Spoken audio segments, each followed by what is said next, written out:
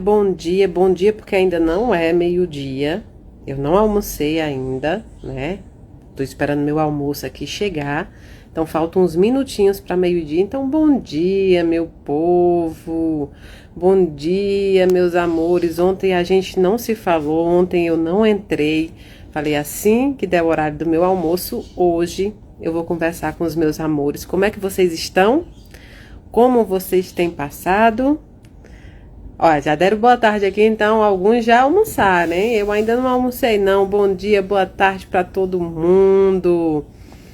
Como diz a Silvia no Café com o Evangelho, sextou. Sextou. Toda sexta-feira a gente fica um pouco feliz, né? A gente conversa muito sobre isso, porque é o tempo da gente descansar. Não é que a gente não goste da semana, é que na sexta-feira a gente já começa, né? A produzir nosso descanso, aproveitar mais nosso tempo com a família, com as coisas, nossos hobbies. Então, na sexta-feira, dá aquela alegria. Pois bem, como é que vocês estão? Lembrando que amanhã nós temos a nossa oração de todas as semanas, né? A nossa oração com as nossas velinhas, com a nossa água fluidificada. Então, assim, vamos lá, vamos nos reunir amanhã, fazer nossas orações. Ó, Quaresma tá babado, precisamos de paz. A Mick falou. A gente tá assim A gente tá num período difícil.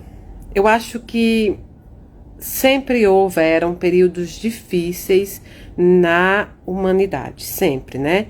Nós sempre estudamos historicamente, religiosamente, períodos muito difíceis que a humanidade vem passando. Ou seja, a gente pensa como se fosse um ciclo que realmente tudo precisasse passar, né? Precisa acontecer a guerra. A gente vai estudar isso também quando a gente estiver estudando um pouco sobre a parte, né, das guerras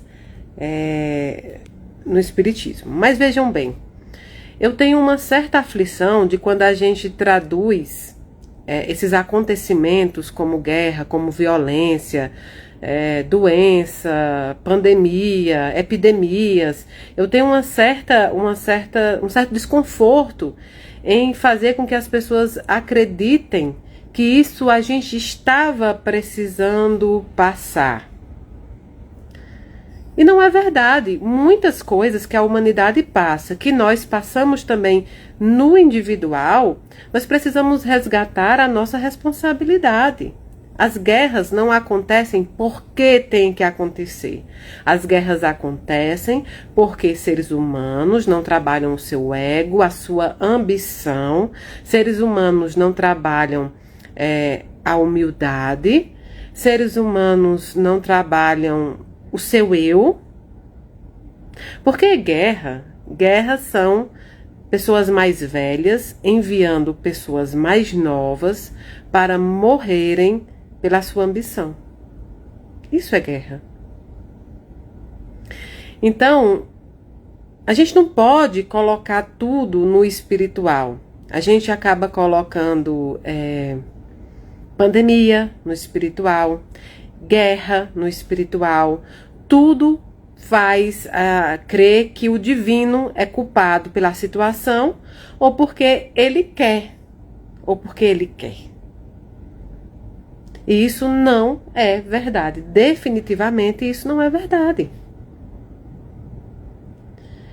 Eu me nego a falar de pandemias somente como se fosse algo espiritual que viesse para ter um desencarne coletivo. A gente sabe que os desencarnes coletivos acontecem, mas isso não é uma frequência aterrizadora. Não. O que acontece? Nós descuidamos. Vamos falar uma coisa aqui entre nós. Algumas pessoas podem não concordar, algumas pessoas ainda podem pensar assim. Mas vejam, quem de nós, eu vou falar por mim, vocês continuam com o hábito do álcool em gel? Todos os restaurantes continuam com a luvinha?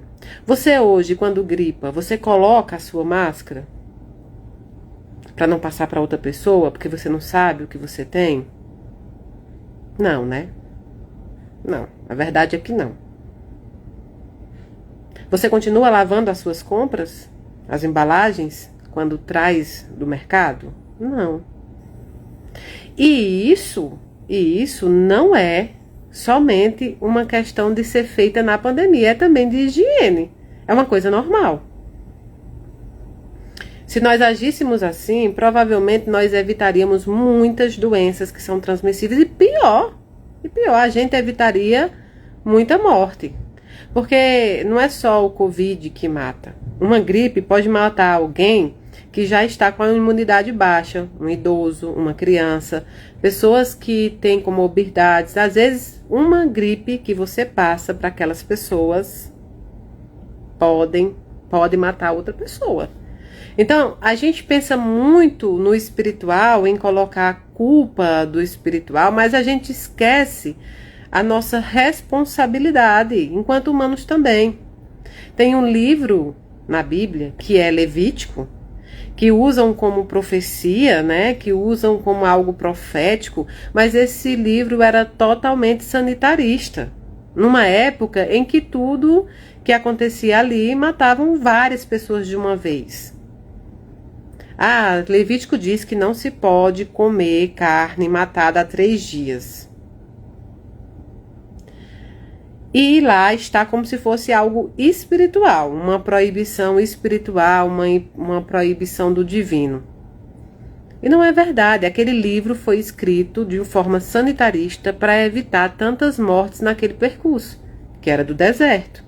Imagine você matar um animal e daqui a 3 dias você comer esse animal sem ter um sal para salgar, né? Porque tem técnicas, sem ter geladeira. O máximo que eles faziam era cavar um buraco para manter a temperatura numa temperatura menos quente, mas no deserto é muito difícil que você alcance uma temperatura que não estrague. Então as pessoas comiam essa carne 3 dias depois e morriam várias pessoas.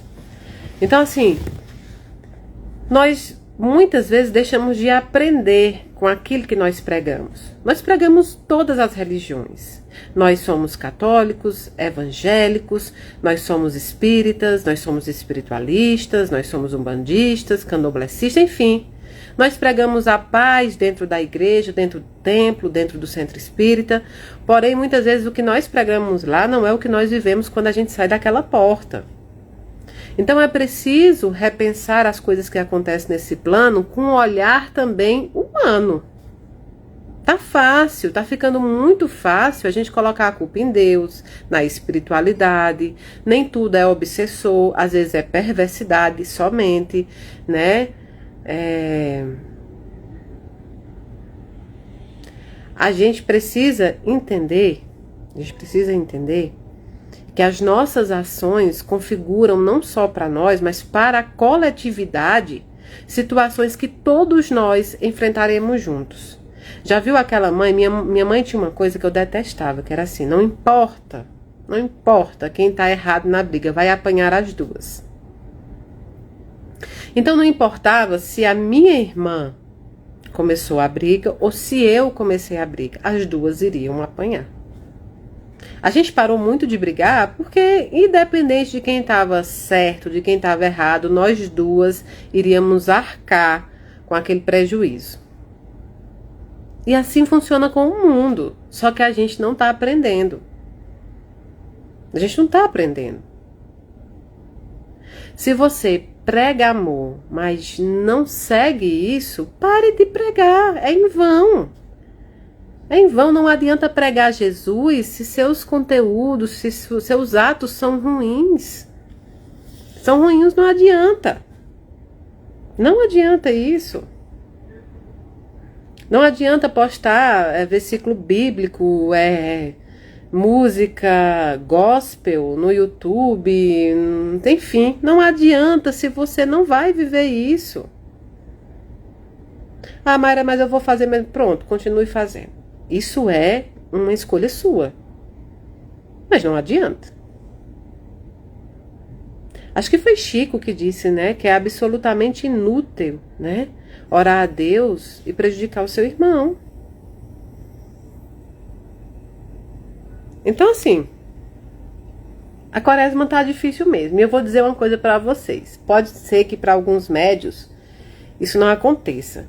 Mas todo período de quaresma, minha mediunidade também, tem alguns peculiaridades que não são agradáveis. Antes, até começar a estudar, eu achava que isso era muito assim, coincidência, né? Coincidência de acontecer certas coisas comigo na época da quaresma. Depois da fase adulta, eu aprendi que é isso mesmo. Eu aprendi que tem ali muitas situações da quaresma que se relacionam com espíritos, inclusive antigos. Quando Jesus foi sacrificado, porque ele foi sacrificado, né? Que nesses tempos essas falanges também atuam, porque a gente traz a memória, a gente não deixa o povo esquecer do que foi feito. Por quê? Porque deixar esquecer é produzir de novo. A gente já produz isso, né? Nós matamos muito Jesus todos os dias. Quando nós acusamos, quando nós cancelamos na internet, quando nós cancelamos no emprego, quando a gente faz de tudo para prejudicar a vida da outra pessoa. Tudo isso é matar Jesus. Eu me lembro daquele caso da Isabel Veloso. Esse caso eu nunca vou esquecer. E acho que nunca vou deixar ser esquecido também. Porque é um exemplo, além de tudo, espiritual. Acontecerão outros casos. Mas ela é um caso que tem que ficar gravado na memória do brasileiro. Essa menina abre a sua vida em um câncer terminal. Abre porque, com certeza, ansiava também receber força, receber amor, receber carinho, receber situações que ela precisava. As pessoas acham que a internet é só uma questão, mesmo que ela, sei lá o que ela tenha vendido, sei lá como ela usou a internet, se profissão, mas quando ela abre aquele canal ali, é justamente para receber energia, é para receber exemplos, é para receber coisas boas. Choveu youtubers que só vivem disso, só vivem de pregar o mal, de fazer o mal. Não tem um benefício, uma obra que se mostre para a comunidade, para a sociedade. Você pode ver, pode pegar qualquer um desses que vive de polêmica, né, de expose, dessas coisas. Não tem obras, a não ser prejudicar os outros, a não ser violentar os outros. Essa é a maior obra deles. Lançaram milhões de coisas sobre essa menina. Não está doente, está fraudando, está recebendo dinheiro, nananana, um tanto de coisa que essa menina teve que ouvir, ler e passar durante o tratamento. Aí morreu, desencarnou, e ainda assim, grande parte deles diz não se arrepender de ter dito, porque ela vendeu algo que não era verdade. Porque aí vem um monte de desculpa que não é humana. Quantas dúvidas criaram sobre aquela menina e quantos haters aquela menina recebeu, porque um ser sem luz, um ser sem obras, que ganha dinheiro com isso, violentando e machucando os outros, levantou dúvida sobre alguém. E um monte de gente na internet que não vai investigar, que não vai ver, vai lá e simplesmente ataca. A internet perdeu uma grande oportunidade. As pessoas perderam uma grande oportunidade de terem vivido os últimos momentos dessa menina, que já era uma mulher, de forma amorosa. Entregando para ela amor, entregando para ela carinho, entregando para ela força, entregando para ela dizer, nós estamos com você. Então, essa é uma das histórias que eu nunca vou deixar morrer. Inclusive, alguns dos meus haters também são os mesmos haters dela. Inclusive, vídeos meus aparecem embaixo, vídeos delas aparecem em cima.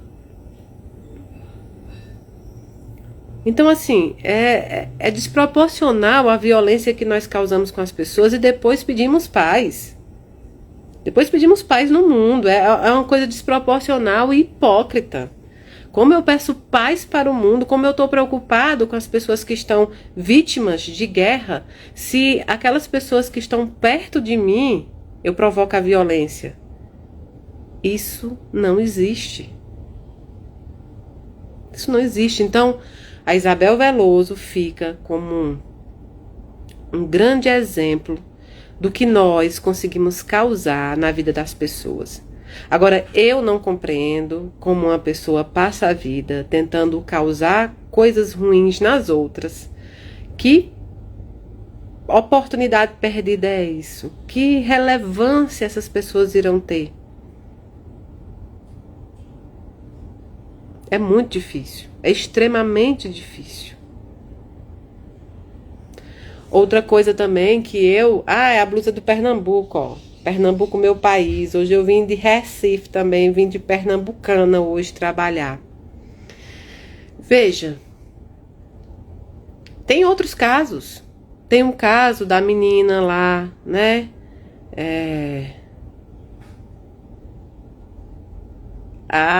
O Iago quer que eu sorria. Ô, Iago, eu sorrio sim. É porque às vezes quando eu tô falando coisa séria eu fico um pouco mais fechada, né? Porque a luta hoje, sabe o que é, Iago? A luta hoje, minha bandeira hoje é tentar salvar gente que estão sendo mortas na internet. Como eu passei a ser vítima. E aí as pessoas falam, tá com vitimismo. Não, é vítima mesmo. Vítima tem um nome de vítima. Como eu passei a ser vítima disso também, eu passei a levantar essa bandeira. E são muitas coisas, né, acontecendo. Eu me lembro que teve uma moça que tudo bem, gente, as pessoas têm problema muitas vezes psicológico, as pessoas estão se tratando, tem muita gente com depressão. E, tem uma aqui também, que também quase foi vítima de uma coisa muito ruim, né? Vítima de uma situação muito ruim com a filha dela, quase levaram ela embora. Quase. Então, assim, a gente precisa ter responsabilidade. Eu acho que... Aí as pessoas perguntam, Mayra, será que os extraterrestres vêm à Terra? Será que eles vão trazer novas tecnologias? Gente, a gente não está sabendo lidar com a internet. A gente, né, não está sabendo lidar com essa grande tecnologia que a gente tem para fazer o bem. Então, é preciso. Quantas pessoas estão sendo mortas, confundidas na internet? Quantas mulheres, eu falei sobre isso ontem, quantas mulheres assassinadas. A gente precisa reagir. E não precisa ser mulher para reagir, não precisa ser vítima da internet para reagir, precisa que você tenha empatia. Nenhuma religião, nenhuma doutrina trabalha sem empatia, não existe isso. Não existe. É muito difícil quando você começa a perceber que as religiões, as doutrinas, elas estão agindo como se fossem empresas, onde pessoas brigam por cargos, onde pessoas trabalham internamente para derrubar outras. Isso é um complicador, isso é do ser humano. Então a gente precisa tratar isso, a gente precisa. E tratar dentro de nós também, né? O espiritismo é um chamado à consciência. Mas para além do espiritismo, eu acho que Jesus foi o maior chamado à consciência que a gente teve. Foi Jesus, o maior chamado à consciência. Então, sim, são tempos difíceis, mas eu concordo com o Iago.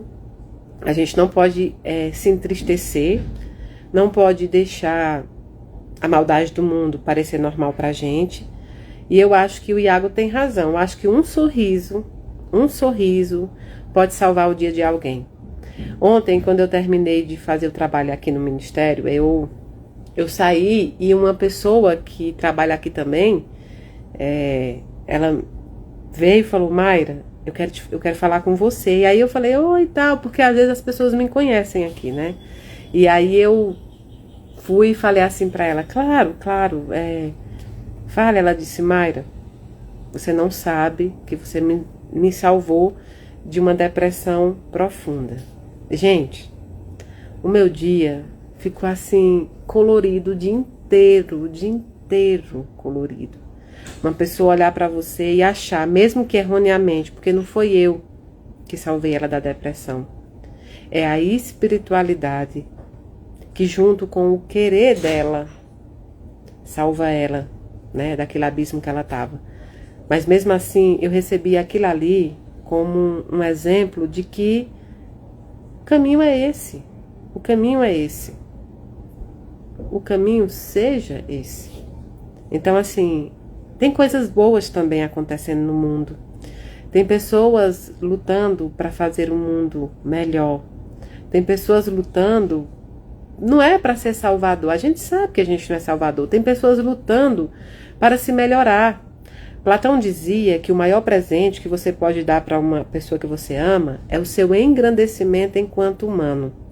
Você pode dar carro, você pode dar celular, você pode dar o que você quiser para os seus filhos, para os seus amigos, para os seus parentes. Materialmente, você pode dar milhões. Mas não vai valer mais do que você se melhorar, tornar-se uma pessoa melhor, entregar para essas pessoas um ser humano melhor.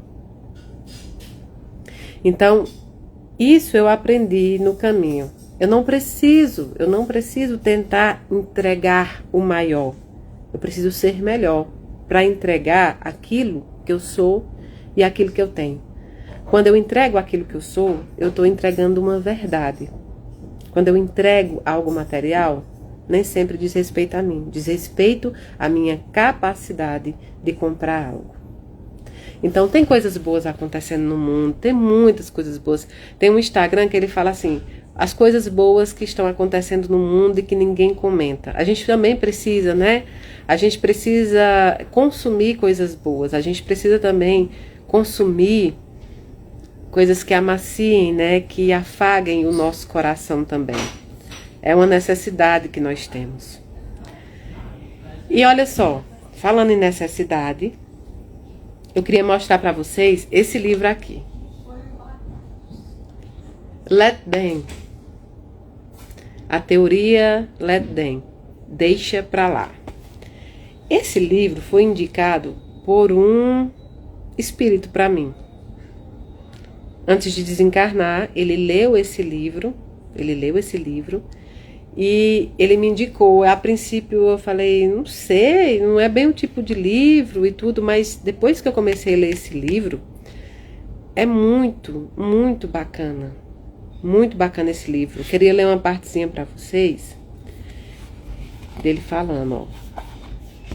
O baile de formatura que mudou a minha vida. Não sei porquê, mas bailes de formatura são muito estressantes. Passei por 4 deles com nossas 2 filhas, então achei que o baile do nosso filho seria mais fácil, mas estava errada. Durante meses, minhas filhas haviam pensado obsessivamente em cada detalhe. Vestido, par, convite, penteado, bronzeamento artificial, maquiagem, arranjo floral para usar no punho, aluguel de ônibus, festa pós-baile. Aquilo parecia interminável e fiquei muito feliz quando finalmente passou. Meu filho, em contrapartida, não tinha certeza se ele e os amigos sequer iriam ao evento. A despeito das minhas tentativas de cutucá-lo com perguntas, não nos comunicou nenhum detalhe ou plano. Tenho certeza de que todo mundo que tem um filho, irmão ou namorado sabe do que estou falando. E então, é claro, foi na semana do baile que decidiu que iria.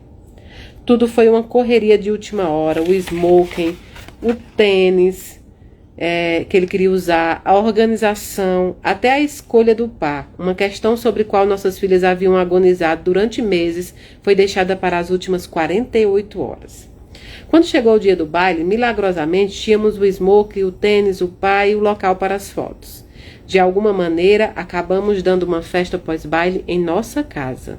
Ufa! Um pouco antes de sairmos, meu marido, Cris, arrumou a gravata borboleta pela última vez. Nossa filha, que viera passar alguns dias em casa, olhou para o irmão e disse: "Você está tão bonito." Fiquei parada admirando aquele momento. Que belo jovem ele se tornara. Eu não conseguia acreditar em como 18 anos haviam se passado tão rapidamente. Também não conseguia acreditar que Kendall estava quase se formando na faculdade e que nossa filha, Sawyer, já se formara e agora trabalhava em uma grande empresa de tecnologia em Boston.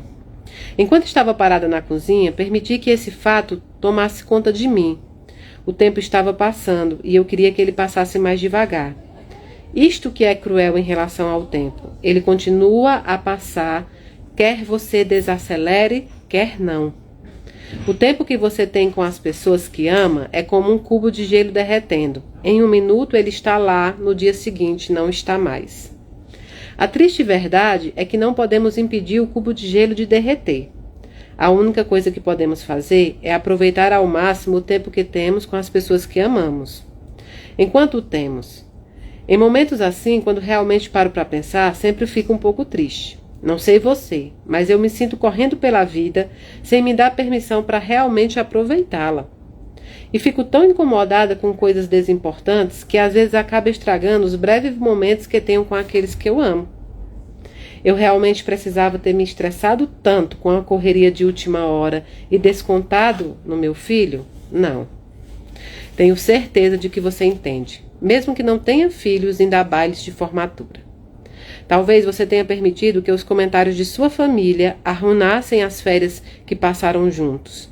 Ou talvez tenha se deixado consumir tanto pelo trabalho e pelos estudos que cancelou mais um encontro com seus amigos. É possível desperdiçar anos nos distraindo com coisas insignificantes, ou hora a mais no trabalho. É fácil ficarmos estressados com a vida a ponto de esquecermos que o objetivo é vivê-la. Enquanto estava na cozinha observando Chris arrumar a gravata borboleta de Oakley, tentei capturar o momento. Respirei fundo, fui em direção ao meu filho e o abracei. Olhei para ele e disse: "Você está muito bonito." "Obrigada, mãe." E então ele viu as horas e disse: "Olha, a gente precisa ir." Assim o momento passou e as horas voltaram a se mover. A vida é engraçada. Em um minuto você está com os olhos marejados por causa de um tempo transcorrido e do quanto as crianças cresceram, e no outro está tentando encontrar as chaves e ficando irritada porque alguém deixou a louça suja na pia de novo. A caminho da porta, abri a geladeira e peguei o belo arranjo que comprara na floricultura local para o par de Oakley. Ele olhou para a caixa e disse: "Mãe, ela não quer usar flor no punho, não leva isso." Eu encarei: "Mas é tão bonito, tem certeza?" Ele: "Já falei, ela não quer." "Bem, e se eu levar? Aí se ela quiser pode usar, se não, não precisa." Ele perdeu a calma e respondeu: "Mãe, por favor, não quero que você leve isso." Revirei os olhos, olhando para minha outra filha, buscando apoio. Ela sacudiu a cabeça e disse: "Mãe, esquece isso. Ele está nervoso, não conhece muito bem a garota que convidou, não força a barra." Admito que fiquei irritada e até meio magoada. Eu tinha passado tanto tempo pesquisando tendências florais para o baile, comprar um acessório lindo e me der ao trabalho de dirigir até a floricultura e pagar pelo arranjo. Eu estava tentando fazer uma gentileza e, em vez de se mostrar grato, Oakley estava sendo grosseiro comigo. Além disso, era o primeiro baile dele, ele não sabia de nada. Então guardei o pequeno arranjo na bolsa e fomos até o local onde estavam tirando fotos. Quando chegamos, Oakley nos apresentou seu par, que deu uma flor de lapela para ele e perguntou se Chris podia ajudá-lo a prender. É claro que não consegui me conter, abri a bolsa, tirei o arranjo como se fosse um bilhete premiado da loteria e anunciei: "Oakley disse que você não queria, mas comprei isso mesmo assim." Oakley me olhou feio e eu imediatamente desejei ter ficado com a boca fechada. Ele se virou para a menina e falou, como quem pede desculpas: "Não preciso usar." "Tudo bem," respondeu ela, "vou usar."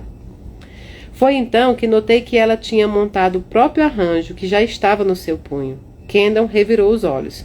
Chris tocou o peso do meu corpo de um pé para o outro, demonstrando desconforto. Se pudesse, eu teria evaporado naquele momento. Oakley pegou a caixa plástica da minha mão e colocou a flor no punho livre que a menina graciosamente estendera. Então Chris prendeu a flor da lapela no smoke do nosso filho, tiramos algumas fotos e do nada começou a chover. E com chuva, quero dizer, um verdadeiro temporal. A previsão não falava em tempestade.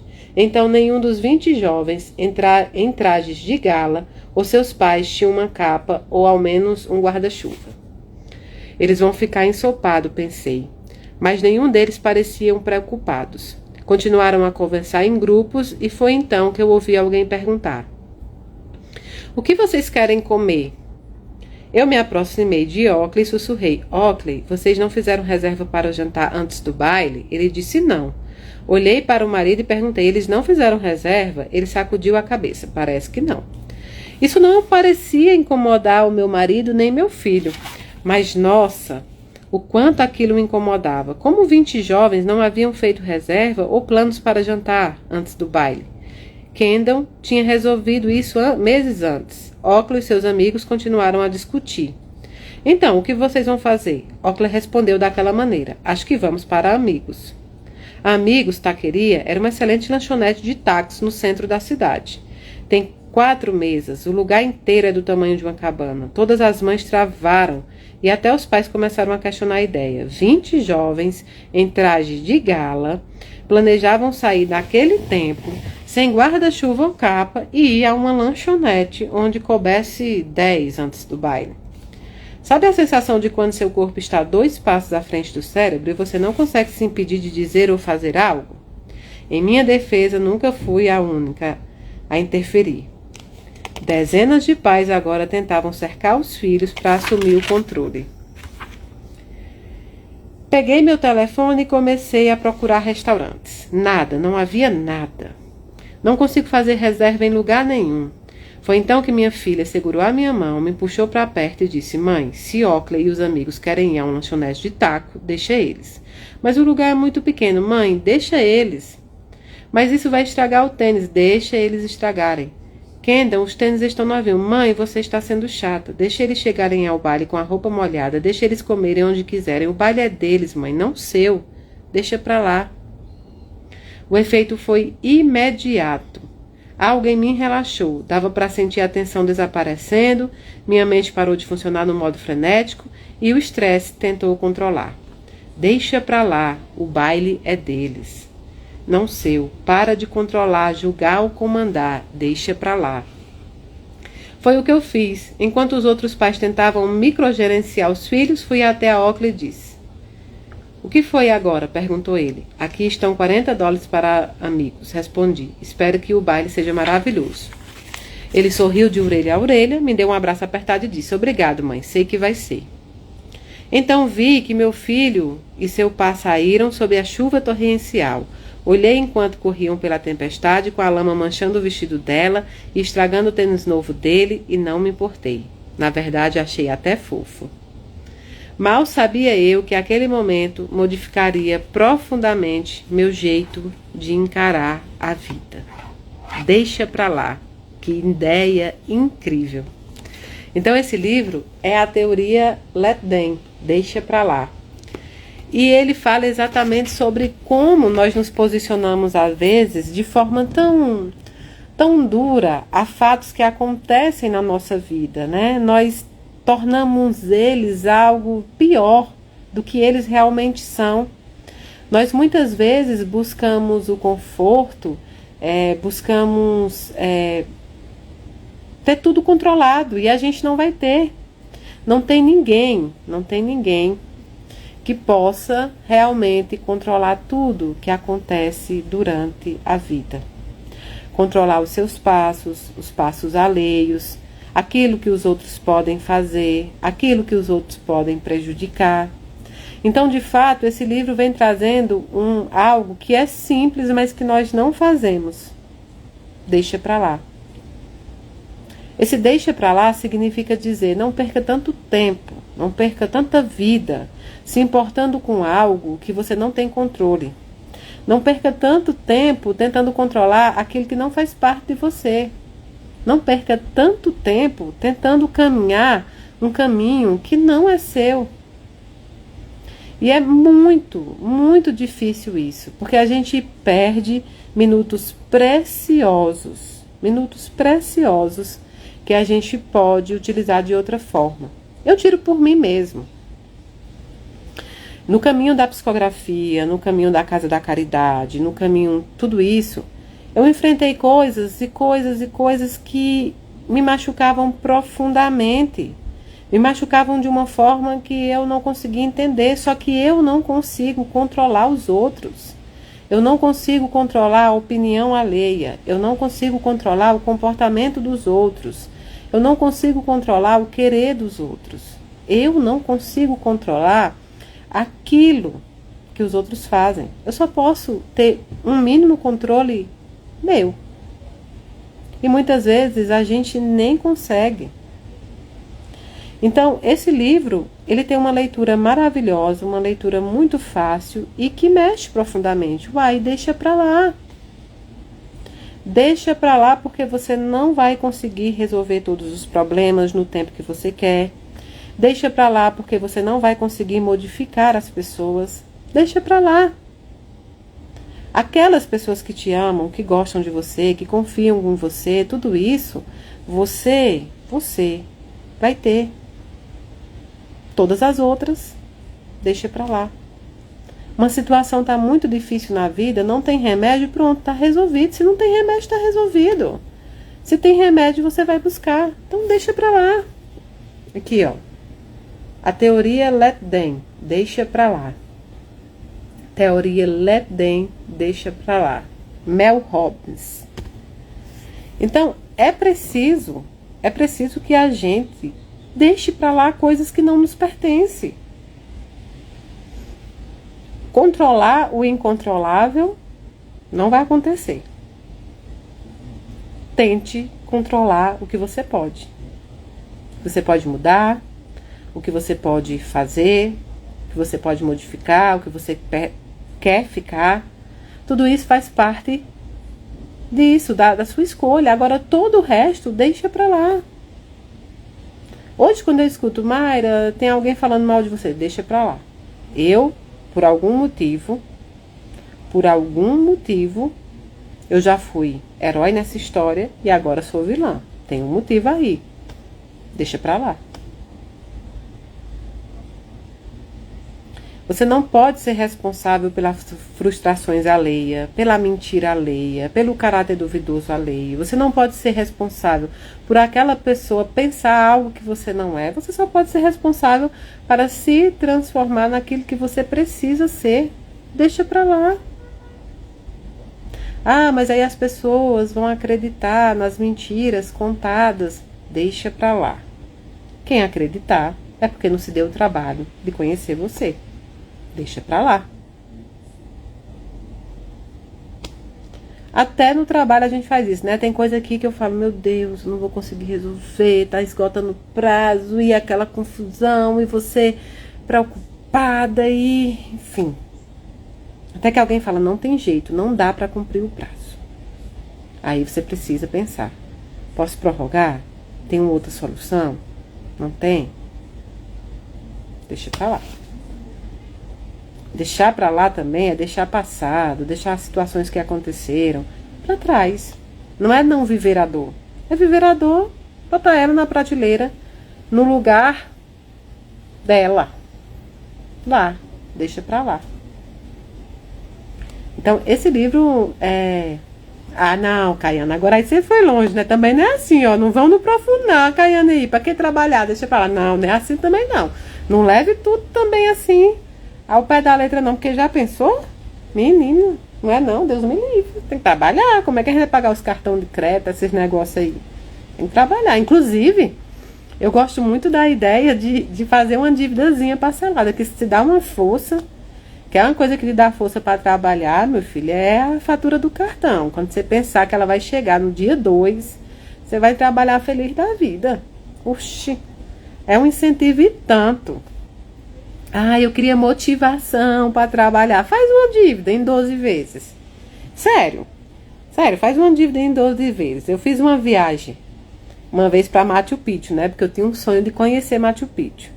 Chegou lá, no meio dessa viagem, o Everton disse assim, que a gente passou, teve uma escala na Argentina. Aí o Everton falou assim, a gente passar aqui em Buenos Aires, não assistir um tango, Mayra.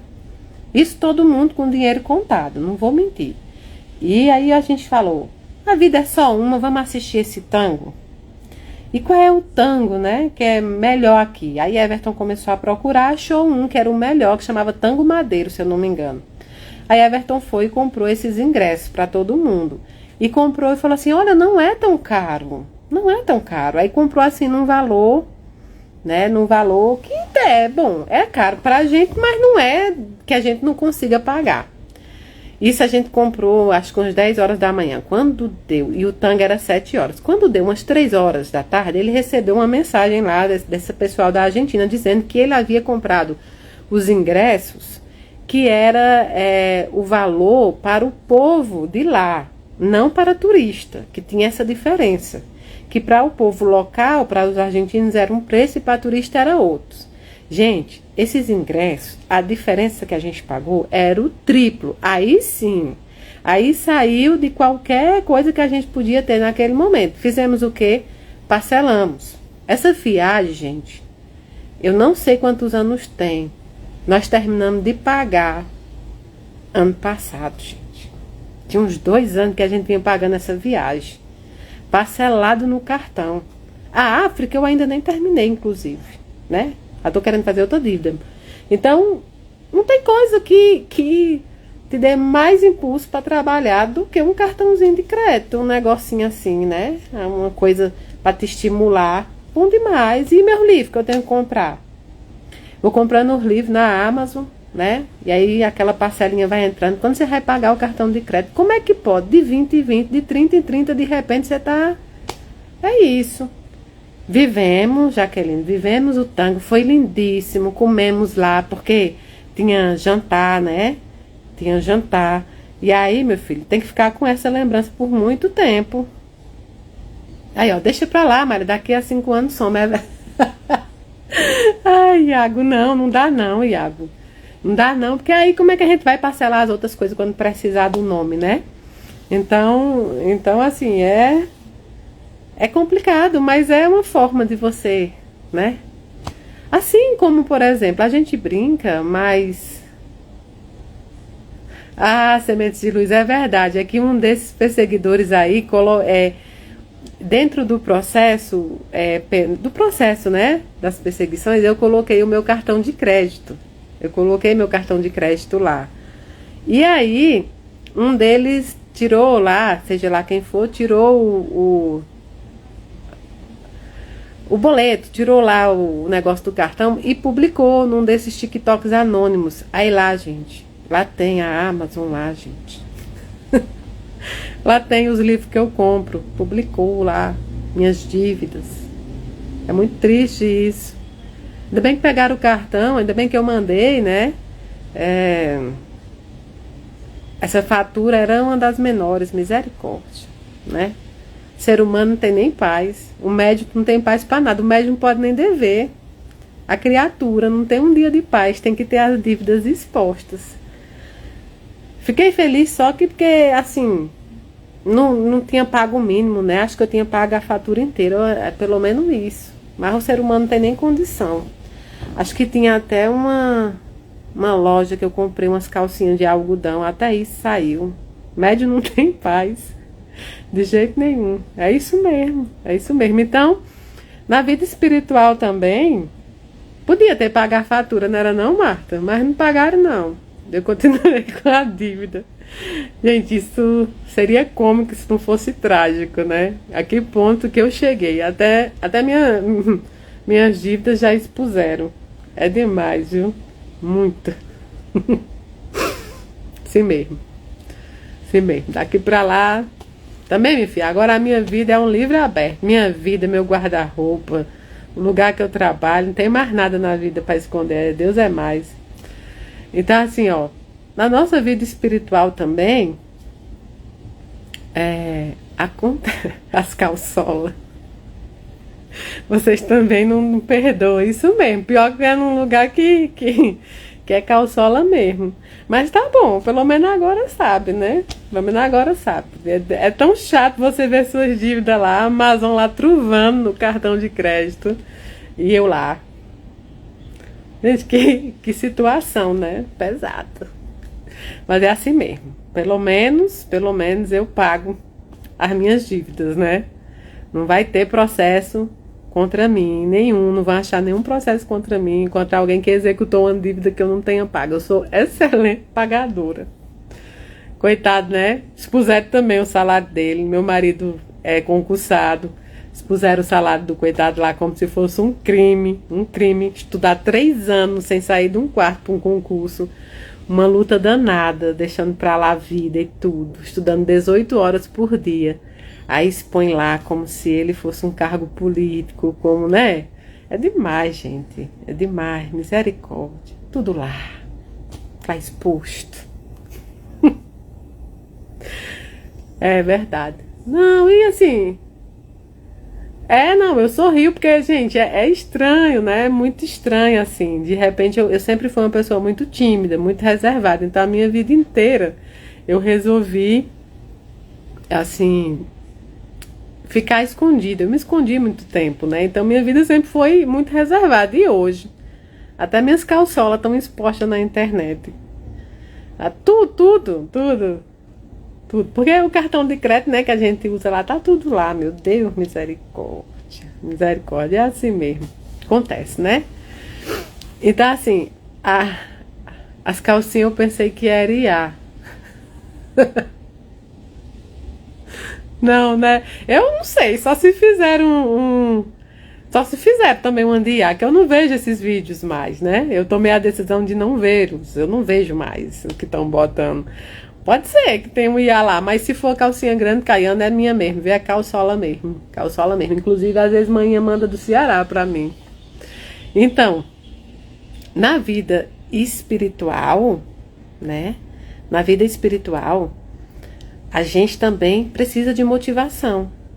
Se você me perguntar hoje qual é a minha motivação na continuidade da vida espiritual, é a caridade. É a caridade. A caridade, ela me motiva a dar continuidade. Mayra, como é que você suporta tanto a caridade? Como você suporta tanta coisa? A caridade. De repente, você encontrar alguém que te diga assim, você me tirou da depressão. E aí não precisa ser Mayra. Às vezes você pode tirar alguém da depressão com seu sorriso, com seu ombro amigo, com seu jeito divertido. Porque a vida não precisa ser triste. Ela pode ser feliz, mesmo dentro das dificuldades. Então, caminhar numa vida espiritual também requer que a gente tenha, né? Requer que a gente tenha também uma coisa para se apegar. E a caridade é dessas. Outra coisa também que eu me apego muito é que eu sou Mayra só nessa encarnação, gente. Essa imagem não me pertence. Daqui a pouco eu não sou mais Mayra. Essa imagem que tentam destruir nem é minha. Daqui a pouco eu sou outra pessoa. Eu não quero chegar lá e eles perguntarem, e aí, você desceu lá, a sua missão. Eu já não faço ela bem feita. Imagine se eu chegar lá e dizer eu desisti. Não, não pode, nem você também. Cada um de vocês tem uma missão. Não existe missão pequena ou missão grande, existe missão. E nós somos chamados, né, a trabalhar. Quando queremos trabalhar, nós sempre temos onde trabalhar e com quem trabalhar.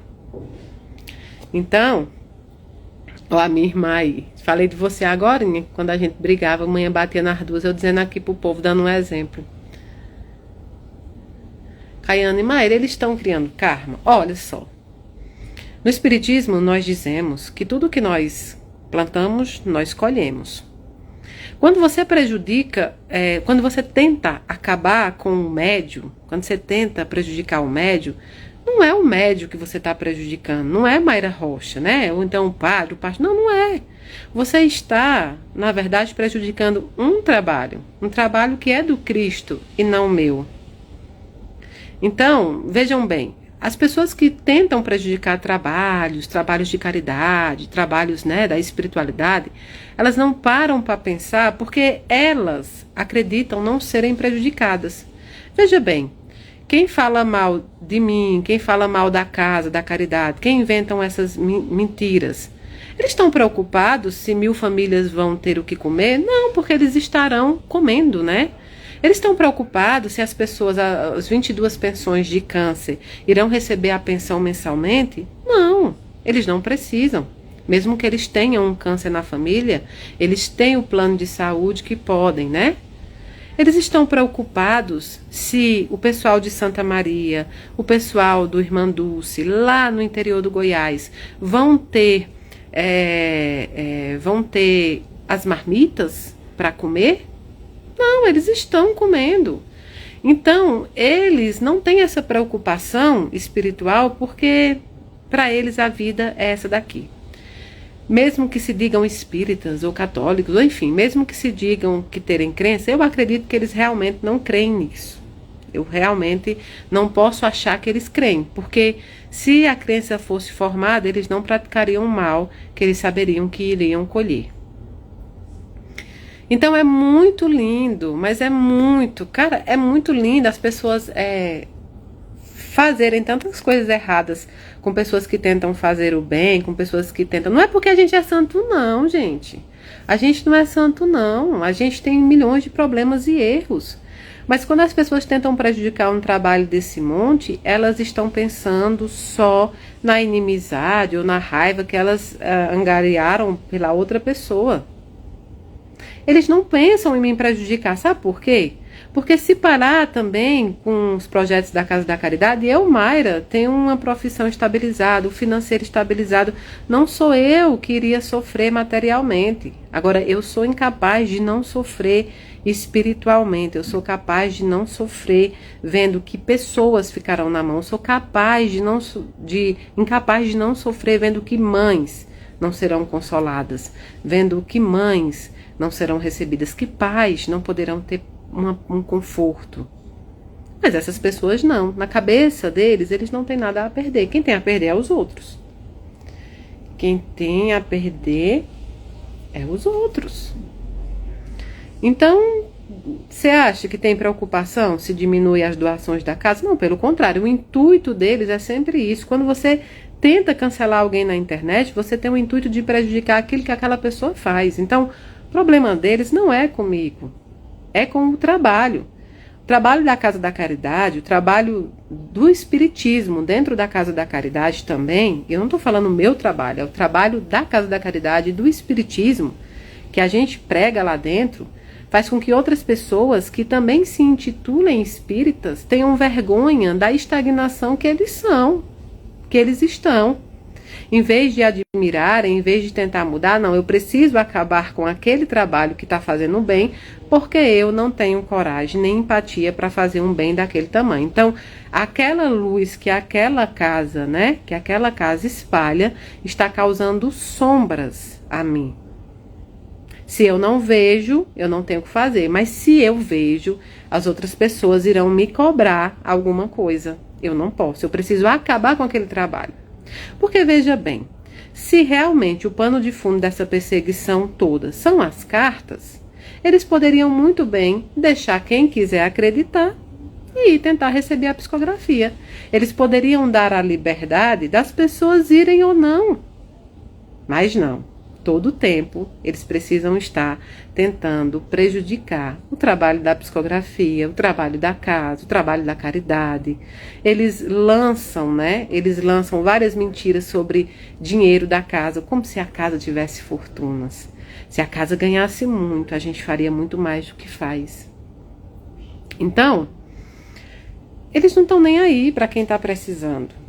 Vocês acham que eles estão preocupados em alertar pessoas sobre fraudes psicografadas? Nunca foi isso. O trabalho científico que é feito da paranormalidade é feito de uma outra forma.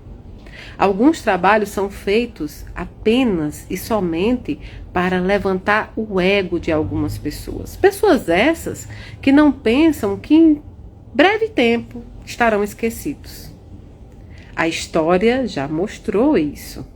A história já mostrou que pessoas foram esquecidas justamente pelo modo de como fizeram isso. Então, é lógico, a primeira pessoa a ser favorável à pesquisa de paranormalidade somos nós, os médios. Seria maravilhoso. O que a gente não quer é que pessoas entrem nisso para se autopromoverem como o padre Quevedos do Espiritismo. É isso. Então, eu não tenho trabalho, assim, eu não tenho problema nenhum com pesquisa. Inclusive, já estou fazendo uma outra com um mestre em Sociologia de São Paulo, em Campinas. Já está sendo realizada. Mas, vejam bem, essas pessoas não têm o porquê, Não é a preocupação delas. O pano de fundo é as cartas, mas é simples, gente. Simples demais. A questão das cartas é a coisa mais simples do mundo. Olha, eu vi tal vídeo, acho que estão falando a verdade, não quero mais ir nas cartas. Eu vi o vídeo, mas eu acredito na Mayra. A Mayra vai estar lá para fazer. A Mayra vai estar lá para fazer as cartas, que é o que ela tem que fazer. Quem acredita vai, quem não acredita não vai. Agora dizer que a perseguição inteira, essa violência inteira que envolveu desde as minhas partes íntimas até a escola dos meus filhos, isso é por conta de carta consoladora, não tem como. Como é carta consoladora o pano de fundo e você fala do corpo da mulher? E você sorri da mulher cantando no Instagram.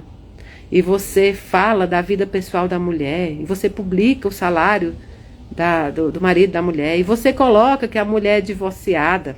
Que até isso eu sofri. Apesar de eu ter dito que já tinha tido um casamento e que sou muito amiga desse primeiro casamento. Esse primeiro relacionamento que eu tive com muito orgulho. Tive um primeiro casamento. Como é que você publica, inclusive, que a pessoa é divorciada, negrito e sublinhado, como se isso fosse algo que ferisse a honra de uma mulher? Onde isso é sobre investigação sobre as cartas? Ninguém nunca me viu querer tirar nenhum vídeo de ninguém que fez crítica às cartas da caridade, da Casa da Caridade, as cartas consoladoras, apenas porque não acreditou, ou porque deixou de acreditar, porque eles procuraram, e aí resolveram acreditar mais neles do que nos ouviram, ou por qualquer outro motivo escuso que tenha, porque existe também. Então, assim, não é problema. Quer criticar, só não desrespeita, né? Não desrespeita quem acredita, não desrespeita quem testemunha a favor, não desrespeita as mães, né? Não desrespeita a Mayra mulher. É simples assim, eu não tenho problema nenhum. Só que as pessoas precisam se decidir. Se eu entro na rede e conto tudo o que eu sei, você imagina, as pessoas vão dizer e vão me comparar. Chico Xavier e Divaldo Franco jamais fariam isso. Se eu fico calada, as pessoas dizem, por que ela não se defende? Eu, de novo, não tenho problema com quem não acredita nas cartas consoladoras. Ou então eu recebi uma carta, mas não acredito mais. Tudo bem. A minha parte, o meu trabalho, eu fiz. O meu trabalho eu fiz. Vou dizer que algumas cartas que eu entreguei, eu, Mayra Rocha, achava que a pessoa tinha, se eu fosse julgar pela pessoa, achava que a pessoa tinha merecimento para receber? Não. Conhecendo a história do casal, conhecendo a história de mãe e filho, conhecendo a história de pai e filha, eu acho que não. Não teria merecimento. Fui lá, escrevi a carta, nos recados disse a verdade. Algumas vezes gostaram, outras não, né? Mas fiz minha parte. Então, por quê? Por que eu vou me importar com uma perseguição dessa, que o pano de fundo seria as cartas e atacam o meu corpo, atacam minha família? Não pode ser um trabalho sério quando você faz uma coisa dessa, né? Então, é isso. E assim, é um trabalho desnecessário, um trabalho que não vai acabar com o meu trabalho. Só quem pode encerrar um trabalho desse é Deus. Só quem pode encerrar esse trabalho sou eu, se eu não conseguir mais. Nenhuma outra pessoa. As cartas vão continuar existindo. Quem acredita vai, quem não acredita não vai. Pode ter críticas? Claro que pode. Uma coisa que eu tive sempre muito medo antes de entrar na internet é que as pessoas às vezes acreditam que quando você entra na internet, você precisa aguentar a humilhação. Isso não é verdade. Pode criticar as cartas, não tem problema, não pode me desrespeitar. E todas as vezes que eu precisar, todas as vezes, sem exceção, eu vou buscar o judiciário. Hoje, amanhã, daqui a 10 anos... 20 anos, 30, não importa. Pode ter 30 mil processos. Se me desrespeitar, eu vou buscar o judiciário. E uma hora vão ser apanhados. Então, podem continuar a vida inteira, só que a vida inteira, eu vou buscar o certo, que é o judiciário. Ah, mas médium não pode buscar. Não, aprenderam que médium tem que aguentar a violência calada. E isso não é verdade. Já tiveram médios ao longo do tempo que foram violentados em silêncio, que só hoje a gente soube. E eu não sou assim, não deixo me violentar. Mas crítica, tudo bem, não tem problema. Não me desrespeite, pode fazer sua crítica, pode fazer o que você quiser. Sabe por quê? Porque isso é uma opinião sua. E eu não vou me prender a uma opinião de alguém. Eu sei o que eu sou, eu sei o que eu faço. Eu sei o que eu planto e eu não tenho medo da colheita. Não pode me desrespeitar. E isso eu digo para todos os médios. Inclusive, você que está passando alguma perseguição, você que está sofrendo desrespeito nas redes, nos procurem. Nós temos muitos amigos advogados que podem atuar de forma gratuita para você. Está na hora da gente combater essa violência. Agora, a crítica respeitosa, não tem problema nenhum. Nunca vão me ver entrando. Tem vários perfis que criticam doutrinariamente as minhas coisas, que não é o caso desses. Esses criticam não, esses perseguem. Mas tem muitos outros, que inclusive são interligados, mas que fazem a crítica de forma respeitosa, que está lá a vida inteira. Até porque a opinião deles, para mim, tem tanta relevância quanto a cor do tapete que eu vou comprar. Igual o Dr. Zivieski falou, né?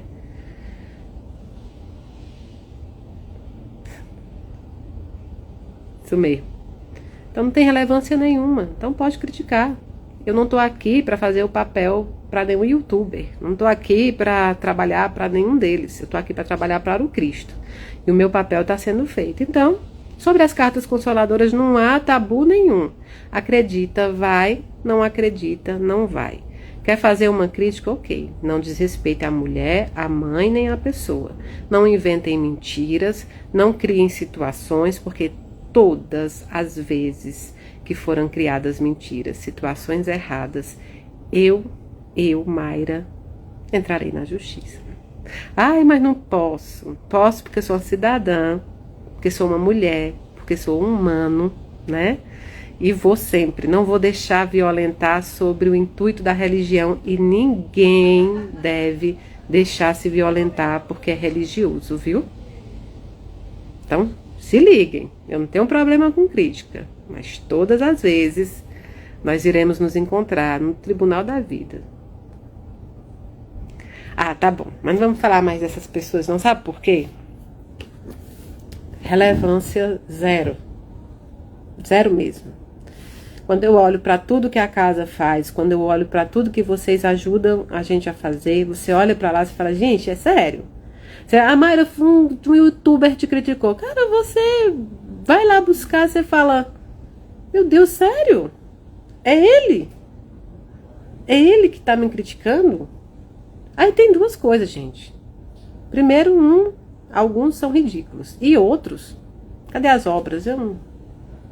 Aí, de repente, quando as pessoas trazem coisas dele, aí você pensa, meu Deus do céu, que honra não fazer parte desse lado. É uma honra para mim, essa pessoa estar me criticando. É uma honra imensa. Deus me livre essa pessoa gostar de mim. Já pensou? Então, deixa pra lá. A gente aprendeu hoje, né? Deixa pra lá. Agora eu quero conversar com vocês sobre uma coisa séria mesmo, mas é séria de verdade, de verdade, de verdade. Nós estamos com a campanha da Páscoa. Nós precisamos arrecadar muitas caixas de chocolate. Ano passado, a gente arrecadou 4.000. Esse ano é disso para mais. A gente precisa arrecadar para atender a Casa da Caridade, para atender ONGs e centros espíritas, para atender sempre muitos pedidos. Então, eu conto com a ajuda de vocês. E hoje, no dia de hoje, dia 20 de março, eu vim trazer para vocês o pedido também de cestas básicas. Nós, a Casa da Caridade, hoje, nós estamos devendo de R$27 mil na Nutricestas, no Wagner, na Nutricestas, tá? Se você comprar a cesta lá no Wagner, ele vai descontando isso também, porque ele sempre nos vende fiado. Então, a gente compra do outro mês, a gente paga nesse mês. Então, hoje, a segunda parcela, nós devemos 27 mil na Nutricestas. Vocês podem entrar em contato, inclusive, diretamente com o Wagner, Nutricestas, o nome da empresa. Então, eu preciso de ajuda para pagar essa dívida, para poder fazer a nova dívida para o mês que vem. Por que que esse mês apertou muito? Porque a gente ajudou, né, a inteligência humanitária com dinheiro para o pessoal que está passando pela guerra, a vítima das guerras nos outros países. Ajudamos também a Fraternidade Sem Fronteiras com a construção do orfanato, né, uma pequena ajuda para o orfanato que o Wagner está construindo lá. E, fora isso, né, a gente também fez ajudas esporádicas no Expresso da Caridade, em outros lugares que também precisam de ajuda. Doação tá muito difícil, porque os tempos são difíceis financeiramente falando, e a gente sabe disso. Então, quando a gente consegue, a gente tenta ajudar todos, várias ONGs, várias pessoas. Isso também, Zu, a gente ajudou o Juiz de Fora, né, porque não dá para poder ver as coisas acontecendo e fingir que não tá. Pelo menos um pouco a gente precisa, né? Pelo menos um pouco a gente precisa ajudar. Pelo menos um pouco. Então, esse mês apertou, porque teve Juiz de Fora, teve as vítimas da guerra, teve Fraternidade Sem Fronteira, teve Expresso da Caridade, teve muitas outras que entraram no nosso mês, que não eram, né, que a gente podia dizer que ia acontecer.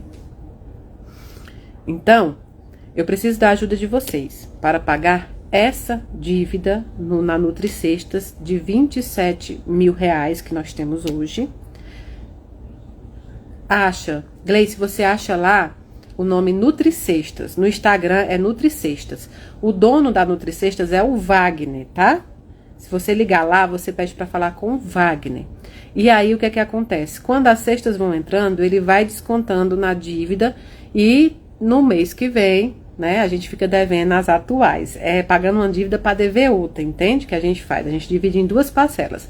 Uma no início do mês, uma na metade do mês. Então, dessa metade, a gente tem R$27 mil de dívida no Wagner hoje, que a gente precisa pagar pelo menos até semana que vem, porque a gente já está em atraso, né? Que a gente já está em atraso. E precisamos da caixa de chocolate. Marquem também as caixas de chocolates, as empresas. Quem sabe essas empresas não podem nos ajudar, né? Quem sabe? Dona Célia, meu amor, muito obrigada, viu? Pode também comprar no cartão lá no Wagner também, tá? E aí ele vai descontando. Então, nossa urgência hoje na Casa da Caridade é R$27 mil para pagar as cestas do Wagner e as caixas de chocolate. Porque o resto a gente vai pagando parcelado. Então, toda semana a gente faz do que a gente deve, né? Das clínicas, a gente pagou semana passada as clínicas que fazem os exames do pessoal que vai fazer a consulta nos médicos. A gente está com um pedido também que a gente nem vai conseguir atender, a gente vai tentar ajudar. E quem tá buscando atender são os apaixonados pelo próximo, nem somos nós, que os nossos idosos estão precisando de 24 camas. Então, o que é que eles estão levantando? A quantidade de ferro e uma pessoa para produzir as camas, porque fica mais barato. Então, assim, é porque a gente realmente está sem condições e esse mês foi muito difícil. Então, eu estou pedindo a ajuda de vocês para que a gente possa conseguir pagar essa dívida, mais latente é essa dívida, e também, né, entregar essas caixas de chocolate também. E no futuro próximo eu quero abrir para ver se a gente consegue essas camas também. As camas dão muito caro, né? Porque só de material dá R$12 mil em ferro, que são 24 camas, R$12 mil em ferro. A pessoa que nós contactamos para fazer o soldador cobra R$600 por cada cama. Então, isso ainda nem entrou nos nossos pedidos. Quem está tentando agilizar são os Apaixonados pelo Próximo, que é um grupo amigo nosso, porque nem isso agora, nesse momento, nós estamos tendo condições. Então, quem, por exemplo, quem quiser, por que eu falo das coisas que são pedidas pra gente? Porque esse Pix você pode fazer para Páscoa e colocar lá, tá? Caixa de chocolate. Você identifica como caixa de chocolate. Acontece que quando o dinheiro cai nessa conta, a gente já divide para pagar tudo, para comprar tudo e muito mais. Então, assim, eu falo das necessidades que a gente tem, porque às vezes tem uma pessoa que fala assim, ah, eu quero ajudar os idosos, eu tenho uma empresa ou alguma coisa do tipo, e fala, não, Mayra, eu quero dar as camas dos idosos, eu não quero dar outra coisa, mas eu quero dar as camas. Então eu sempre falo que tá na nossa lista. Então a gente tá hoje com a dívida no Wagner de R$27 mil. Nós temos as caixas de chocolates e nós temos esse pedido de camas para os idosos. Na semana que vem, olha, eu explico uma coisa pra vocês que muita gente não sabe. Na Nutricesta vende a caixa de chocolate? Não, Christian. A caixa de chocolate, a gente tá pegando os Pix e comprando a caixa de chocolate no Atacadão dia a dia. Eles fizeram um preço melhor pra gente lá do que das outras que a gente tava achando, tá? Então, assim, o Pix da caixa de chocolate é o mesmo, tá? Da Casa da Caridade. Se você quiser a caixa de chocolate, você põe lá chocolate, que a gente já entende que é para caixa de chocolate. Então, assim, quando a gente foi construir a casa, a gente pegou empréstimo no nome do Everton. Não sei se vocês lembram disso. E a gente paga R$8 mil de parcela de empréstimo. Então, meio que por alguns anos, por 4 anos ainda, a gente tem que pagar esse empréstimo também. Então, eu tô trazendo isso para vocês entenderem que quando as pessoas divulgam de forma errada, violenta, que a casa ganha muito dinheiro, isso é uma total mentira. Antes a gente tivesse mesmo, tá? Então hoje, peço ajuda para vocês, para pagar os R$27 mil na Nutricestas e as caixas de chocolate, tá bom? Por favor, nos ajudem, nos ajudem. Então, Caiana, eu já pensei em dar um balão nesse empréstimo do Everton. Tô brincando. Tadinho, desconta todo mês do salário dele. Já teve mês que a gente não teve condição de pagar o empréstimo e ele deixou. A gente já chegou a juntar 2, 3 empréstimos, já chegou a pagar metade para ele, né? Porque já desconta direto no salário dele. Ele fez esse empréstimo em conta, assim, direto no salário dele, direto mesmo. Então, foi a forma que a gente achou, né? A forma que a gente achou. Pior, Caiano, que não tem nem como a gente fugir por esse valor aí, não, né? Porque aí fica difícil, né? Então, por favor, nos ajudem. Agora eu vou voltar a trabalhar. Amanhã a gente se vê na nossa oração à noite, tá bom? Um beijo grandão pra vocês. Que Deus abençoe muito o dia de vocês, a semana de vocês. Amanhã a gente tá junto de novo. Amanhã nós estamos juntos na oração.